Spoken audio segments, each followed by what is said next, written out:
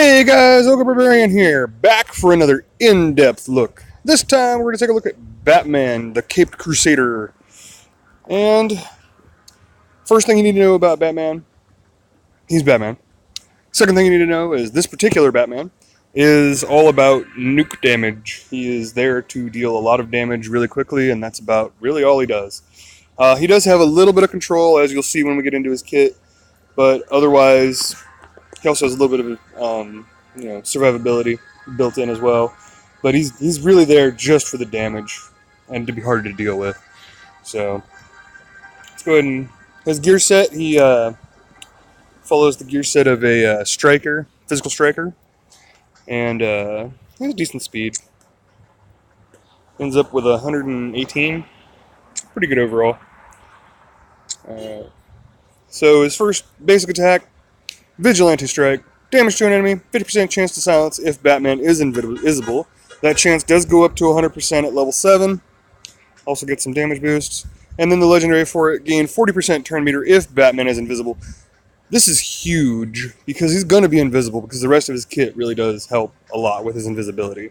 So he's going to be invisible a lot, so you will get a lot of turn meter out of him. And because of his high speed at 118, he's going to take a lot of turns. Like I said, this is all he really does. He's there to, just be a pain in the butt, hitting you constantly, silencing you, and just big, massive damage on his grapple kick as we get there. Second ability is Smoke Bomb. He'll get invisibility, and he has a chance to get some evasion ups. He goes up to 5 evasion ups, and the chance caps out at 60%. So he'll have a 60% chance to gain 5 evasion ups in addition to the invisibility that he's going to get. So it's not terrible, not great. Does give him a little bit of survivability with the evasion if he does get it. And the legendary for this is plus 4 evasion ups.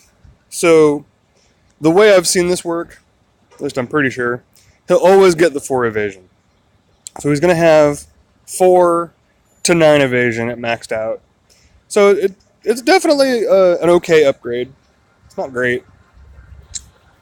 And then we have his grapple kick. Heavy damage to an enemy. 55% crit chance if Batman is invisible. And plus 50% crit damage if he's invisible for the first legendary upgrade. The second legendary upgrade is an additional 50% crit damage if he's invisible. And then 50% chance to gain invisibility. Which, if he's invisible, he gains invisibility, he's going to just keep being invisible. And he's really hard to deal with in that case. So, worthwhile upgrades. Make him invisible longer is always a good idea. Because that's where he gets all his power from.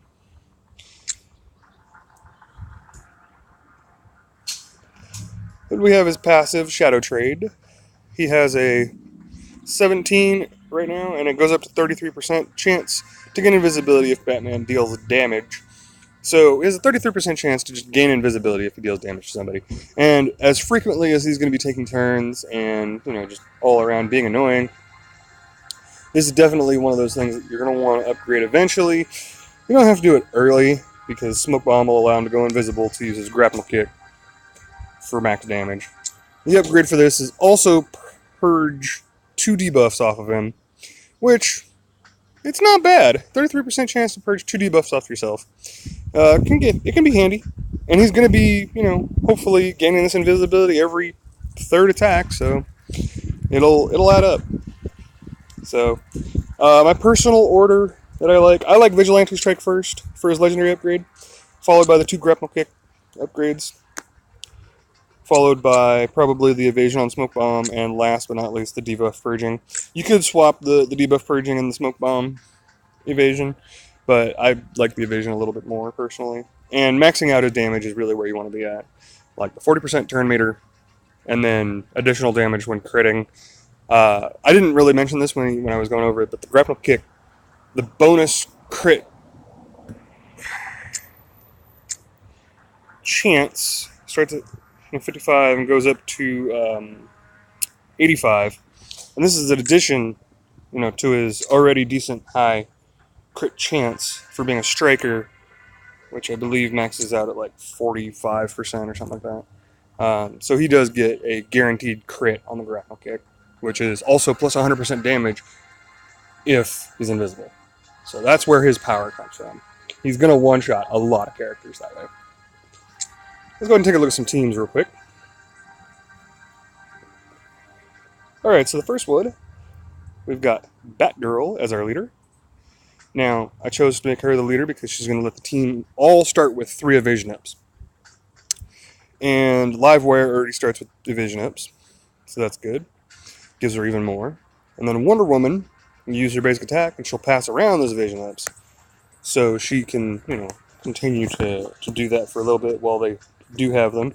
And that gets a whole big old stack of evasion ups on everybody real quick. Doesn't last a whole long time, but it's enough to get the battle started going your direction. It allows you to set up, go invisible with Batman and Batgirl and everything. Just kind of do what you need to do, and that allows you to just get rolling. And they all deal pretty good damage when you look at them in their kits.